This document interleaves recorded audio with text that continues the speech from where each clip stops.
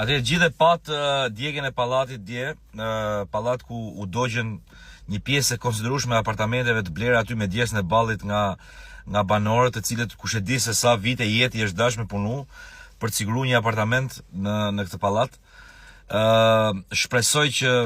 organet kompetente ta hetojnë dhe ta gjejnë shkakun e kësaj gjës dhe shpresoj në një rimbursim të mundshëm të gjithë atyre banorëve që s'kan asnjë faj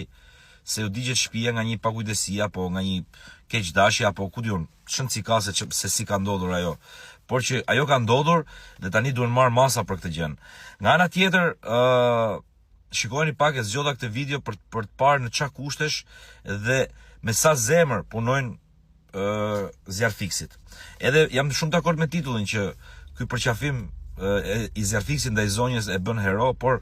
ka një gjë, Zjarfiksit janë njerëz, përveç se janë profesionistë, përveç se sakrifikojnë jetën e vet, janë dhe njerëz dhe prandaj ndodh kjo.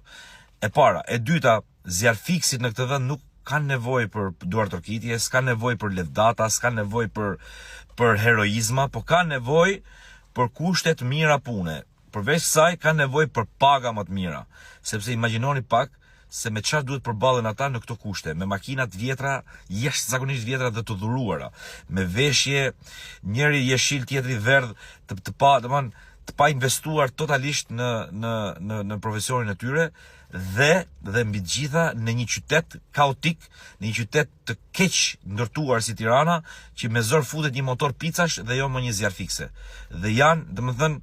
në kushte mizerabël pune. Kështu që shpresoj shumë që atyre banorëve të rimbursohet sadopak ajo, po them, djersa e ballit që kanë hedhur në ato apartamente, të cilat u dogjen pa fajin e tyre, dhe nga ana tjetër shpresoj shumë që kjo ngjarje të shërbej edhe për të parë pak kushtet e zjarfiksve, këtyre herojve, po themi, të heshtur, se nuk i sheh kur të dalin të flasin në rrjetet sociale apo në lajme apo në televizion e kështu me radhë, po janë heroj të heshtur që punojnë në kushte mizerabël dhe në rroga skandaloze. Kështu që duhet jemi shumë të kujdesshëm, e para për komunitetin dhe e dyta për profesionistët që përgjigjen dhe mbajnë përgjegjësi për komunitetin.